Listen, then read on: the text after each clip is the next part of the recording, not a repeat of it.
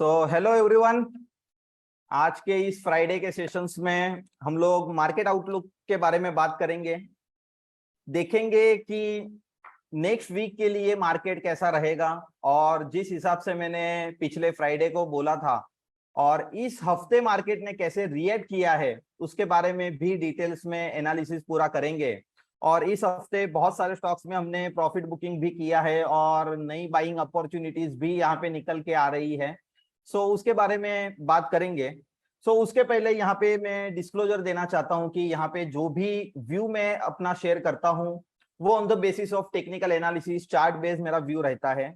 अगर आपको technical analysis समझ में आता है तो ठीक है, अगर नहीं भी आता है तो हमारा जो कोर्स है फाउंडेशन ऑफ टेक्निकल एनालिसिस वो आप ज्वाइन कर सकते हो। और या तो फिर आप ट्रेड लेने से पहले आपके फाइनेंशियल एडवाइजर से आप एडवाइस लीजिए और उसके बाद में ट्रेड करिए। जिस हिसाब से पिछले हफ्ते जो मैंने बोला था कि यहाँ पे 17,800 का एक रेजिस्टेंस लेवल है, वो अगर क्रॉस होता है तो यहाँ पे एक नया मोमेंटम हमें देखने को मिलेगा। और आज फ्राइडे मतलब आज के दिन 17,800 का लेवल भी निफ्टी ने क्रॉस कर लिया है और कंफर्टेबली उसके ऊपर क्लोजिंग भी दिया है। हालांकि मार्केट जो आज ओपन हुआ था तब 17,900 के करीबन 900 को क्रॉस भी कर चुका था और क्लोजिंग में थोड़ा सा वापस से यहाँ पे रिवर्सल हमें देखने को मिला है। नेक्स्ट हफ्ते हमें क्या करना है उसके बारे में पहले बात कर लेते हैं। पहले अगर वीकली अगर निफ्टी का अगर हम लोग ग्राफ देखेंगे तो आरएसआई जो पिछले जो 60 से जो यूटर्न मारा था, यहाँ पे वापस से आज 60 के ऊपर का क्लोजिंग हमें देखने को मिला है। सिर्फ यही है, एक या दो हफ्ते तक अगर ये 60 के ऊपर अगर सस्टेन होता है और निकल जाता है तो आने वाले दिनों में हम लोग ऑल टाइम हाई भी यहाँ पे देख सकते हैं। निफ्टी के लिए जो इमीडिएट जो रेजिस्टेंस जो हमें दिख रहा है वो है 18,100 का।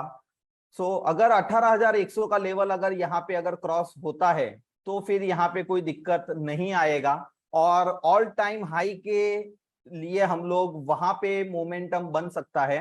स्ट्रांगली मेरे को ये लगता है कि 18,100 का अगर ये रेजिस्टेंस अगर क्रॉस होता है तो हम लोग ऑल टाइम हाई की तरफ डेफिनेटली हम लोग जाएंगे। आरएसआई के ऊपर अगर बात करेंगे तो आरएसआई डेली हो या वीकली हो या 75 मिनट्स हो, सारे टाइम फ्रेम में आरएसआई जो है वो सपोर्ट कर रहा है। 20 पीरियड मूविंग एवरेज भी यहाँ पे सपोर्ट कर रहा है और अगर लॉन्गर अगर गोल्डन क्रॉस ओवर देखेंगे तो भी यहाँ पे वो सपोर्ट कर रहा है। निफ्टी में यहाँ पे पिक्चर बहुत क्लियर है कि नेक्स्ट जो रेजिस्टेंस जो रहेगा वो रहेगा 18,100 का। नेक्स्ट मोमेंटम के लिए 18,100 यहाँ पे क्रॉस होना जरूरी है। लेकिन उससे और एक अच्छी बात यह है कि अगर हम लोग बैंक निफ्टी का अगर चार्ट देखेंगे तो जैसे मैंने पिछले हफ्ते ही बोला था या मैंने ट्विटर के ऊपर भी यहाँ पे शेयर किया था कि रेजिस्टेंस कहाँ कहाँ पे है, तो यहाँ पे बैंक निफ्टी का जो रेजिस्टेंस था वो था 40,100 का। मैं यहाँ पे ड्रॉ करके दिखा देता हूं। 40,100 का रेजिस्टेंस यहाँ पे बैंक निफ्टी ने कंफर्टेबली यहाँ पे क्रॉस किया है। अब यहाँ पे ऑल टाइम हाई छोड़ के यहाँ पे बैंक निफ्टी में कोई रेजिस्टेंस नहीं लग रहा है। बैंक निफ्टी जो है वो डेफिनेटली निफ्टी को आउट परफॉर्म कर रहा है, जैसे हमारा एक्सपेक्टेड, हमें जिस हिसाब से एक्सपेक्टेशंस थी उस हिसाब से यहाँ पे परफॉर्म भी हो रहा है। यहाँ पे क्लियर है कि बैंक निफ्टी में अभी लाइफ टाइम हाई छोड़ के यहाँ पे कोई रेजिस्टेंस नहीं है और निफ्टी में जो है वो अभी भी 18,100 का रेजिस्टेंस अभी भी उसको आ सकता है, वहां पे एक हर्डल है उसको। नेक्स्ट मोमेंटम के लिए निफ्टी को 18,100 क्रॉस करना पड़ेगा। हालांकि बैंक निफ्टी ने प्रीवियस रेजिस्टेंस जो था 40,100 का वो यहाँ पे क्लियरली क्रॉस कर चुका है। अब देख लेते हैं कि हमने पहले तो प्रॉफिट बुकिंग कहाँ पे किया है, कौन से स्टॉक को हम होल्ड करके चल रहे हैं और कौन से नए स्टॉक्स जो है, आज मैं आपको 4 स्टॉक्स नए देने वाला हूं जो हमारी बकेट लिस्ट में ऐड होगा और 5 स्टॉक्स में हमने ऑलरेडी एग्जिट किया है, प्रॉफिट बुकिंग भी किया है। उसके बारे में भी डिटेल्स में बात करेंगे। उसके पहले जो यहाँ पे आप वीकली जो फ्राइडे जो मार्केट आउटलुक है, उसमें जो भी मैं अपना व्यू शेयर करता हूं, क्या आप लोगों को वो मजा आ रहा है, क्या आप लोगों को उसका बेनिफिट हो रहा है, हो रहा है तो कमेंट बॉक्स में लिखिए, और कमेंट बॉक्स में आपके अगर यदि कोई क्वेश्चंस हो, स्टॉक रिलेटेड हो या सेक्टर स्पेसिफिक हो, तो क्वेश्चंस भी आप कमेंट बॉक्स में लिखिए। सो आई होप ये सबको बेनिफिट होता है। यहाँ पे बहुत सारे फीडबैक्स भी हमारे पास आ रहे हैं। सो बेनिफिट तो ऑलरेडी हो रहा है। सो आप लोगों का क्या व्यू है, तो ये थोड़ा कमेंट बॉक्स में आप लिखिए तो हमको भी थोड़ा समझ में आएगा। सो यहाँ पे पिछले हफ्ते अगर हम लोग बात करेंगे तो हमारे पास जो था बाइंग लिस्ट में ग्रासिम, जो हमने यहाँ पे प्रॉफिट बुकिंग कर लिया है 1750 1760 के करीबन का प्रॉफिट बुकिंग कर लिया है हमने, और हमारी जो एंट्री थी वो थी 1650 की। सो ऑलरेडी 100 रुपीज प्रॉफिट में ग्रासिम इंडस्ट्री में हमने 100% प्रॉफिट बुक कर लिया है।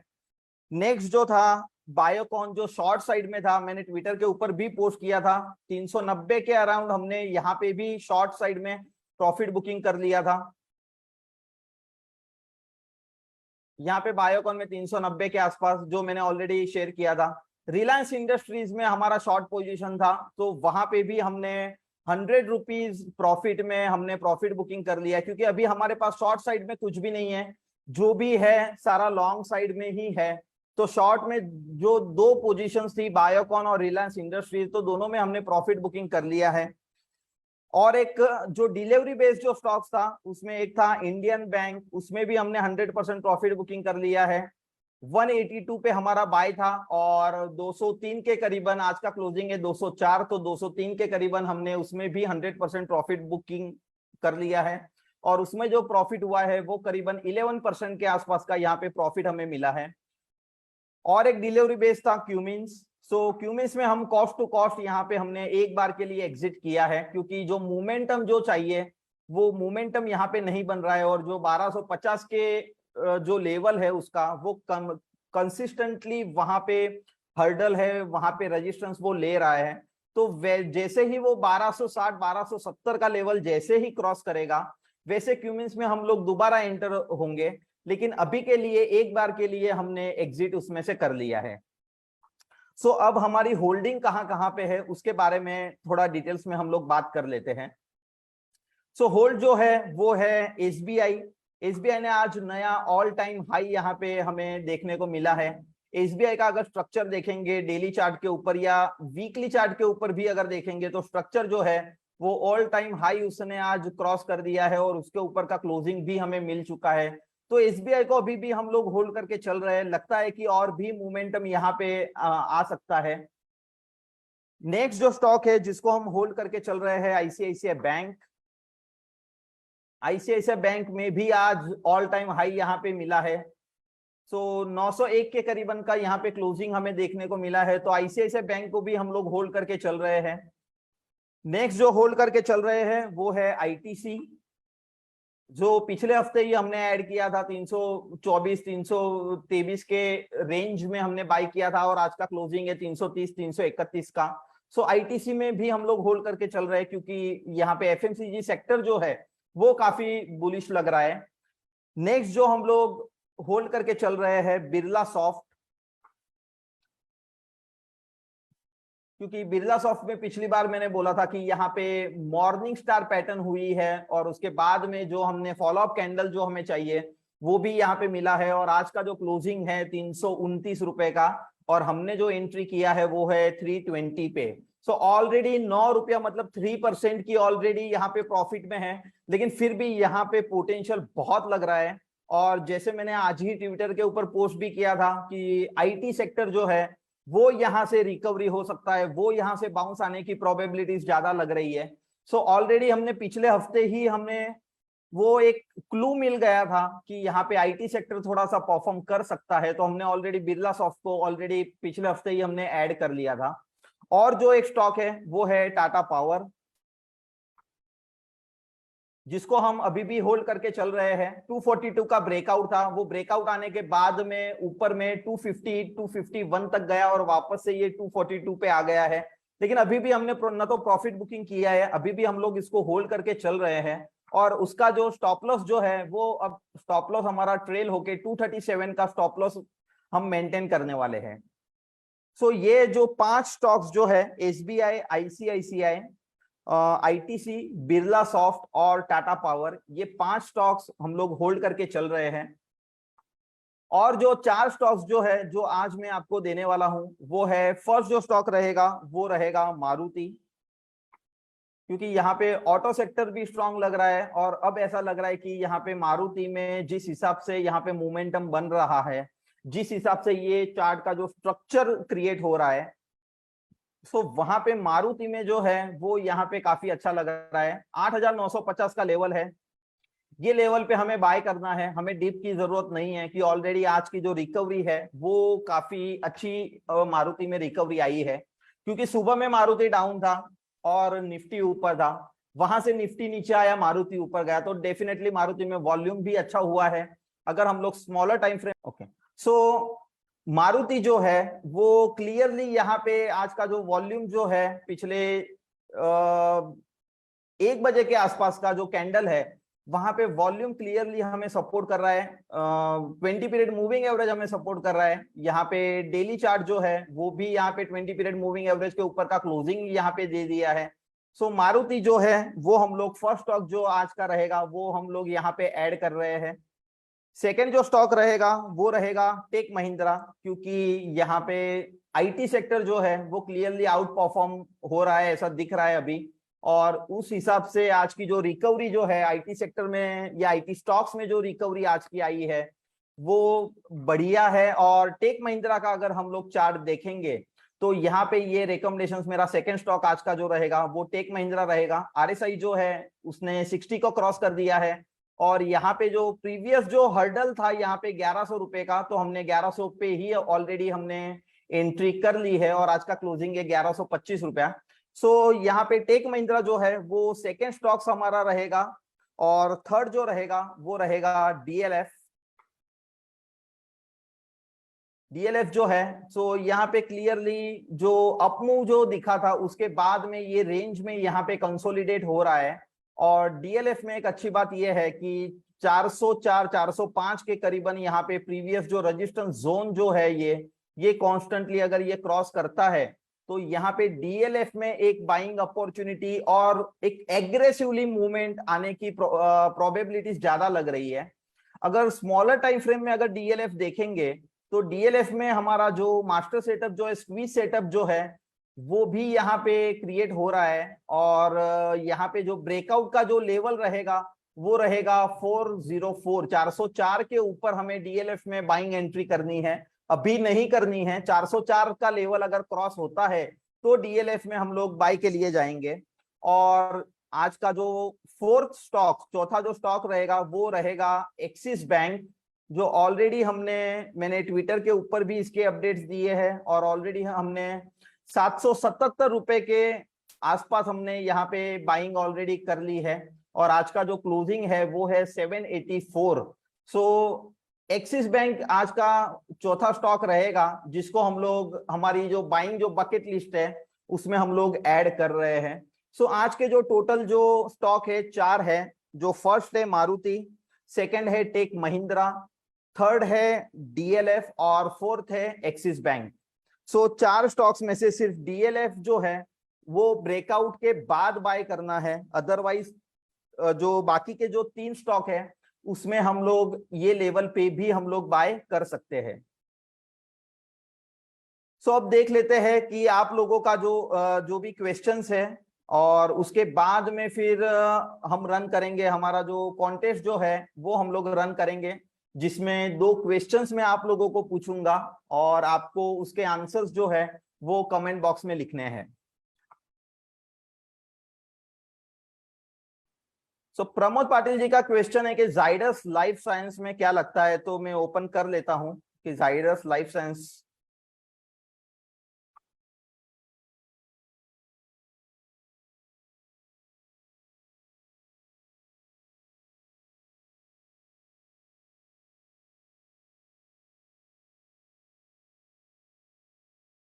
जाइडस लाइफ साइंस में अभी ग्राफ जो है वो है न्यूट्रल जोन में आ चुका है, लेकिन अभी भी बेरिश नहीं लग रहा है। और अगर हम लोग वीकली चार्ट देखेंगे तो वो धीरे धीरे इंप्रूव भी हो रहा है, लेकिन उसका जो मोमेंटम जो है वो मेरे को ऐसा लगता है कि 385 390 के ऊपर अगर ये स्टॉक्स चलने लगे तो फिर यहाँ पे मोमेंटम बन सकता है, और इमीडिएट जो सपोर्ट जो है वो रहेगा 365 का।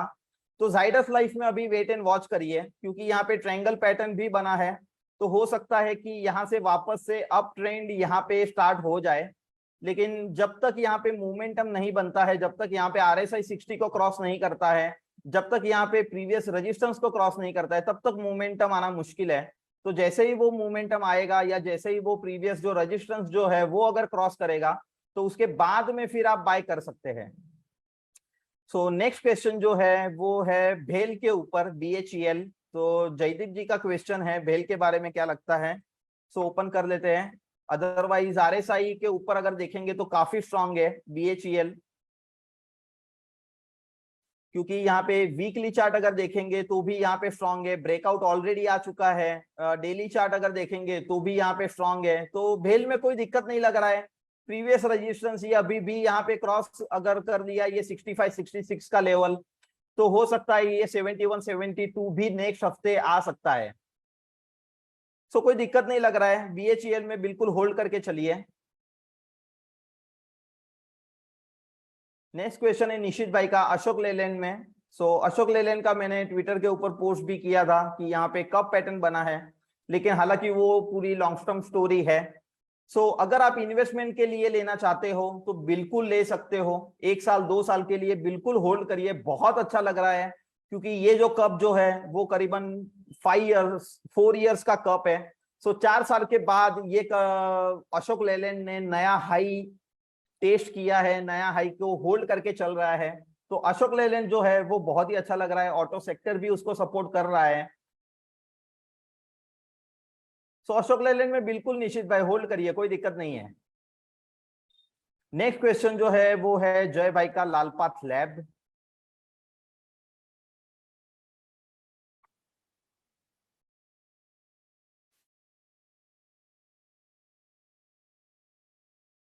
यहाँ पे बिल्कुल प्रीवियस जो रजिस्ट्रेशन था वही उसका सपोर्ट है, वो सपोर्ट को बिल्कुल होल्ड करके चल रहा है। 2300 का सपोर्ट है, 2300 अगर ब्रेक करता है तो यहाँ पे एग्जिट करिए, अदरवाइज होल्ड करिए। तो नेक्स्ट क्वेश्चन है ACC के ऊपर दीपक जी का। ACC में यहाँ पे ट्रायंगल ब्रेकआउट भी आ चुका था और आज वापस से यहाँ पे नीचे आया है, और अच्छा खासा प्रॉफिट भी यहाँ पे दिख रहा था। 2500 का लेवल भी उसने टच किया, 2400 के ऊपर का ब्रेकआउट था, और आज का जो क्लोजिंग है वो है 2365 2365 का। हो सकता है यहाँ पे वापस से कंसोलिडेशन जोन में चला जाए, क्योंकि ACC का जो पैटर्न है वो इस हिसाब से है कि यहाँ पे मोमेंटम जो है या फॉलो अप मूवमेंट जो है वो हमें देखने को नहीं मिलता है। तो हो सकता है ये वापस से यहाँ पे 2300 के आसपास आके वापस से उसका जो ट्रेंड है वो यहाँ पे कंटिन्यू करे। यहाँ पे रॉकी भाई का क्वेश्चन है बजाज फाइनेंस में क्या लगता है। हम ओपन कर लेते हैं बजाज फाइनेंस।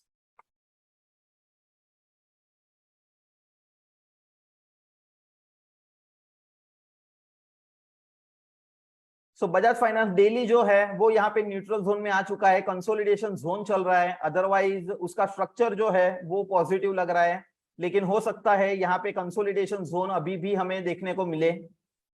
अदरवाइज यहाँ पे बैरिशनेस कहीं भी नहीं है। अगर हम लोग वीकली चार्ट अगर देखेंगे तो वीकली चार्ट भी यहाँ पे RSI जो है वो 60 के ऊपर सस्टेन नहीं हो रहा है। तो हो सकता है थोड़ा बहुत हमें यहाँ पे टाइम बेस यहाँ पे थोड़ा वेटिंग करना पड़े, और अल्टीमेटली अपर जो ट्रेंड लाइन है वहां पे वो रजिस्ट भी कर रहा है।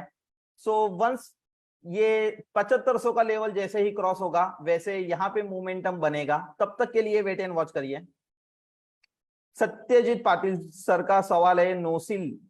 देख लेते हैं नोसिल में क्या लगता है। यहाँ पे मैं ग्राफ ओपन कर लेता हूं। बिल्कुल स्ट्रांग लग रहा है, वीकली ग्राफ तो काफी अच्छा लग रहा है, स्ट्रक्चर भी काफी पॉजिटिव है। डेली स्ट्रक्चर देख लेते हैं। डेली स्ट्रक्चर भी काफी अच्छा है, तो नोसिल में बिल्कुल होल्ड करिए। नहीं है अगर आपके पास नहीं है तो अगर ये लेवल 294 295 का लेवल अगर क्रॉस होता है तो वहां पे आप बाइंग भी कर सकते हैं। यहाँ पे स्ट्रक्चर जो है वो ये रेजिस्टेंस क्रॉस होने के बाद यहाँ पे एग्रेसिवली अप मूव यहाँ पे हमें देखने को मिल सकता है। मिलन भाई का क्वेश्चन है रेणुका शुगर में। तो जैसे रेणुका शुगर का मैंने 2 हफ्ते पहले ही बोला था कि 52 53 के ऊपर यहाँ पे सस्टेन नहीं हो रहा है। जिस दिन ये सस्टेन हो गया नया मोमेंटम हमें देखने को मिलेगा। सो अगर देखेंगे इस हफ्ते तो वापस से 52 53 का लेवल यहाँ पे टच करके ये वापस से 50 के अंदर आ चुका है। तो रेणुका शुगर में सिंपल है, 52 53 के ऊपर का क्लोजिंग मिलता है उसके बाद में बाइंग करिए। प्राजक्ता मैम का क्वेश्चन है हिंडाल्को में क्या लगता है, तो ओपन कर देता हूं मैं हिंडाल्को। सो यहाँ पे क्लियरली कंसोलिडेशन चल रहा है। अगर मार्केट में हल्का सा भी यहाँ पे अगर करेक्शन आता है तो यहाँ पे मेटल सेक्टर जो है वो मेरे को ऐसा लगता है कि यहाँ से वापस से नीचे भी जा सकता है, लेकिन सब्जेक्ट टू मार्केट में अगर करेक्शन आता है तो। अगर ये मार्केट में करेक्शन नहीं आता है और मोमेंटम जो है वो कंटिन्यू रहेगा तो हिंडाल्को के लिए अपर जो रेजिस्टेंस है वो 444 444, यहाँ पे अगर 444 का लेवल अगर क्रॉस होता है तो यहाँ पे और भी मोमेंटम बनेगा और वहां पे बाइंग करी जा सकती है। सो भावेश जी का क्वेश्चन है Tata steel can I bye.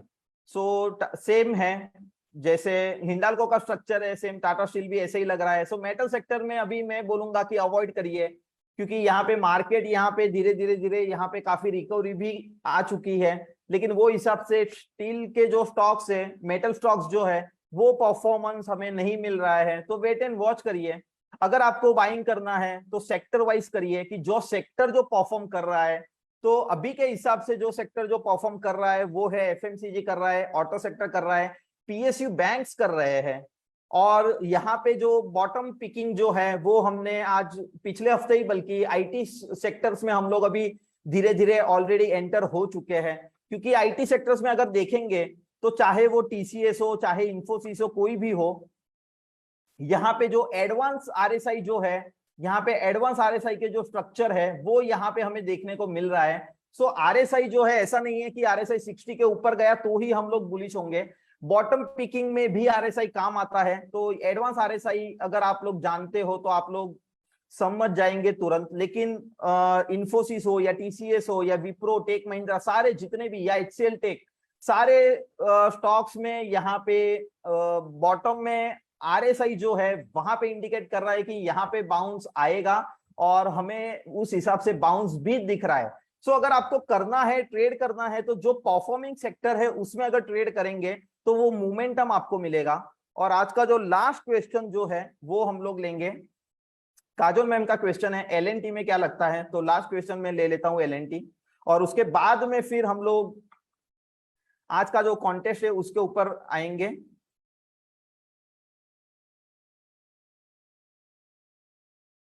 तो बिल्कुल एलएनटी जो है वीकली चार्ट जो है वो काफी स्ट्रांग है, डेली चार्ट जो है वो भी स्ट्रांग है, लेकिन उसका जो इमीडिएट जो हर्डल है वो साइकोलॉजिकल लेवल है 2000 रुपए का।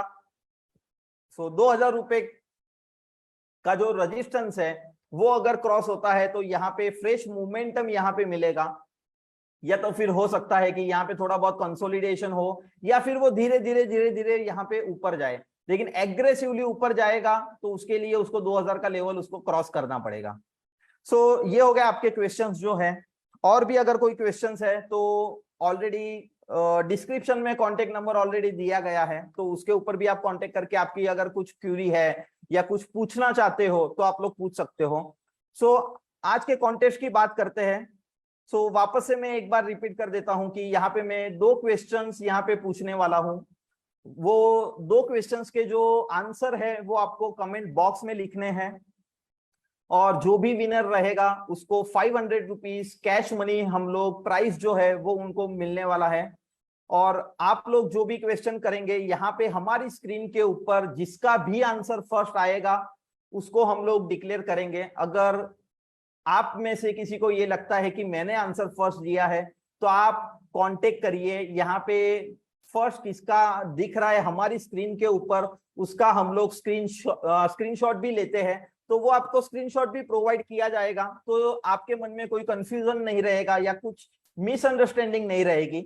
सो आर यू गाइज रेडी आज के कॉन्टेस्ट के लिए? क्या हम मैं सवाल पूछूं, आप लोग रेडी हो? कमेंट बॉक्स में लिखिए। सो अभी रेडी हो जाइए, मैं दो सवाल पूछने वाला हूं।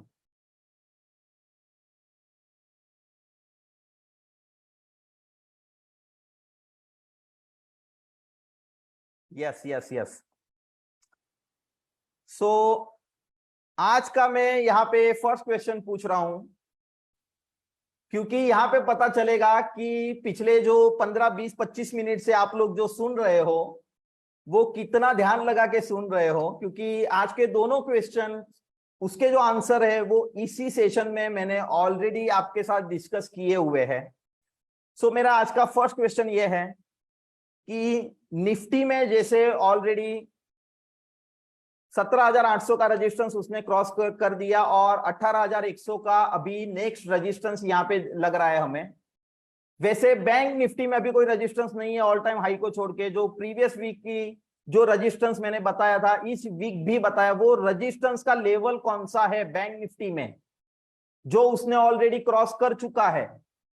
बैंक निफ्टी का रेजिस्टेंस लेवल क्या है जो उसने ऑलरेडी इसी हफ्ते क्रॉस किया हुआ है, वो रेजिस्टेंस का लेवल, वो लेवल बताइए, कमेंट बॉक्स में लिखिए।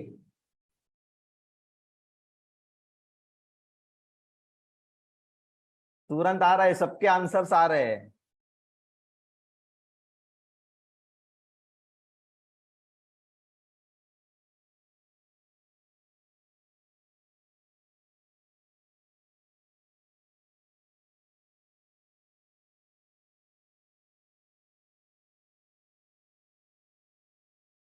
सही है, सही है, सही है। सो बिल्कुल सही है। ऑलमोस्ट ऑलमोस्ट नहीं बल्कि सबने ही आंसर जो है वो बिल्कुल सही दिया हुआ है। और प्रीवियस जो रजिस्टेंस था बैंक निफ्टी ने वो था 40,100 का, 40,100 का, जो उसने ऑलरेडी क्रॉस कर दिया है। अभी नेक्स्ट हर्डल जो है वो बैंक निफ्टी को ऑल टाइम हाई का हर्डल छोड़ के और कोई हर्डल यहाँ पे दिख नहीं रहा है। सो क्लियरली बैंक निफ्टी जो है वो निफ्टी को आउट परफॉर्म कर रहा है। और उस हिसाब से बैंकिंग स्टॉक्स जो है, उस हिसाब से हम लोग हमारे जो बकेट लिस्ट है उसमें मैक्सिमम पार्ट बैंकिंग स्टॉक्स के लिए भी हमने रखा है, क्योंकि ऑलरेडी हमारे पास एसबीआई है, क्योंकि पीएसयू बैंक यहाँ पे स्ट्रांग है, आईसीआईसीआई बैंक है, और इस हफ्ते हमने एक्सिस बैंक को भी हमने ऐड कर लिया है। तो बैंकिंग स्पेस में हमारा एलोकेशन जो है काफी सेटिस्फाइड है। सो बिल्कुल सही है। और विनर का जो नाम है वो मैं अनाउंस कर देता हूं। सो विनर का नाम है Jaydeep Bhosale. So congratulations Jaydeep sir, congratulations, बिल्कुल सही आंसर है। सो नेक्स्ट क्वेश्चन के लिए वापस से आप लोग रेडी हो जाइए। मैं 5 सेकंड देता हूं, आप लोग रेडी हो जाइए। नेक्स्ट क्वेश्चन जो सेकंड क्वेश्चन जो है वो मैं पूछने वाला हूं। सो आप लोगों को ऑलरेडी पता है, लेकिन उसका आंसर क्या होगा वो आप मेरे को जानना है। सो सेकंड क्वेश्चन के लिए आप रेडी हो ना? मैं पूछ रहा हूं अभी।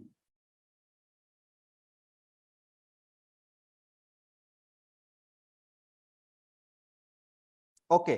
सो आज के जो फ्रेश स्टॉक जो हमने दिए हैं 4, जो है मारुति, टेक महिंद्रा, डीएलएफ और एक्सिस बैंक, ये 4 स्टॉक्स में से हमारा स्क्वीज सेटअप कौन से स्टॉक्स में है?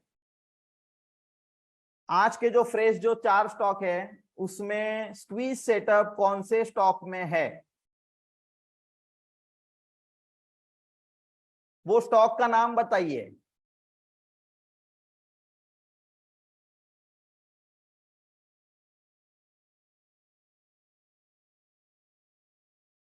क्या बात है!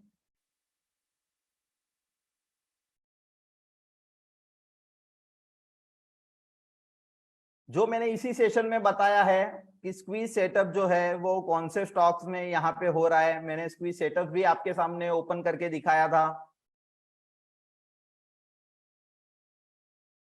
Yes, correct. So correct answer जो है वो है डीएलएफ, और विनर का नाम जो है वो Pramod Patil. Thank you, congratulation sir. DLF is a right answer. यहाँ पे मैं वापस से दिखा देता हूं आपको कि डीएलएफ में स्मॉलर टाइम फ्रेम में मैंने बताया कि यहाँ पे स्क्वीज सेटअप यहाँ पे हो रहा है, और उसका जो ब्रेकआउट लेवल जो है वो ब्रेकआउट लेवल जो है वो है 404, 404। तो 404 के ऊपर डीएलएफ में यहाँ पे एग्रेसिव बाइंग आ सकती है, और यहाँ पे mid compression high compression squeeze है, तो यहाँ पे अपॉर्चुनिटी जो है डीएलएफ में काफी अच्छी लग रही है, और डीएलएफ जो है वो हाई बीटा स्टॉक है, तो अगर यहाँ पे मोमेंटम बनेगा तो हो सकता है हमें 5 to 7% की इमीडिएट मूव भी यहाँ पे हमें मिल सकती है। और रियलिटी सेक्टर जो है, यहाँ पे कुछ कुछ स्टॉक्स जो है वो अच्छे परफॉर्म कर रहे हैं, क्योंकि जैसे डीएलएफ में यहाँ पे स्क्वीज हो रही है, वैसे ही यहाँ पे गोदरेज प्रॉपर्टीज में भी स्क्वीज हो रही है।